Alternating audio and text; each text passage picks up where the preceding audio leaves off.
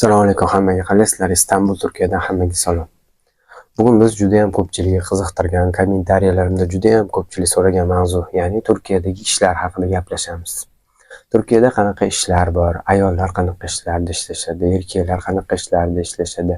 Shular haqida o'zim bilganimcha qisqachagina bo'lsa ham sizlar uchun ma'lumot berib o'tib ketaman. Albatta Turkiyaga kelishni istaganlar, Turkiya haqida qisqacha bo'lsa ham ma'lumotga ega bo'lishni xohlaganlar videoni o'tkazib yubormasdan oxirigacha ko'ringlar. Chunki bu video Turkiyaga kelishinglardan oldin sizlarga ozgina bo'lsa ham qisqacha video qo'llanma bo'lishi mumkin va sizlar uchun foydali bo'lishi mumkin. Albatta like va kanalga podpisatsiya bo'lishni esdan chiqarmanglar. Sizlar uchun doim Turkiya haqida qiziqarli ish, daromadlar haqida, dokumentlar haqida va kvartira topish masalalari haqida videolar chiqarishga harakat qilaman. Chunki o'zim hozir Turkiyada, Istanbulda yashab ishlab kelmoqdaman. Xo'p, Turkiyada ayollar uchun qanaqa ishlar bor? Juda ham ko'p ayollar ham so'rashibdi.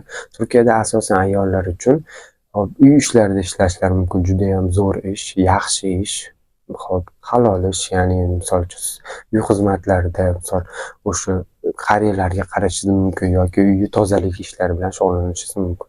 Bunaqangi ishlarda albatta hozirgi momentda, ya'ni 2005-yildagi holatga ko'ra ayollar $1000, $800, $1200 pul topishlari mumkin. Albatta bunaqangi ishlar topib olish birmunchagina qiyinroq. Albatta ishonchli shirkatlar bilan gaplashib bunaqangi ishlarga kelish kerak. Undan tashqari juda ham ko'p, endi men bilaman, o'zbek ayollari ham restoranlarda, kafelarda, kerak bo'lsa barlarda ham ishlashadi. Endi barda ishlashlarini men maslahat bermagan bo'lardim, chunki alkogol bo'ladi u yerda, birmunchagina qanaqangidir juda ham bir yomon vaziyatlar bo'lishi mumkin. O'sha restoranlarda, kafelarda ishlashlari mumkin. Ular ham o'rtacha $700 dan $1100 daromad qilishadi. Mana shunaqangi ishlarda ishlashingiz mumkin. Erkaklarga keladigan bo'lsa, erkaklar ham xuddi shunaqangi restoranlarda usta yordamchisi yoki bo'lmasa ofitsiant yordamchilari bo'lib ishlashlari mumkin yoki bo'lmasa magazinlarda dastavchik, ya'ni o'sha mobiliyalarda turli xil dastavchik ishlarda ishlashlari mumkin. Undan tashqari endi o'zimga unaqangi ko'p ma'lumotga ega emasman, stroykalarda ham ishlashlari mumkin.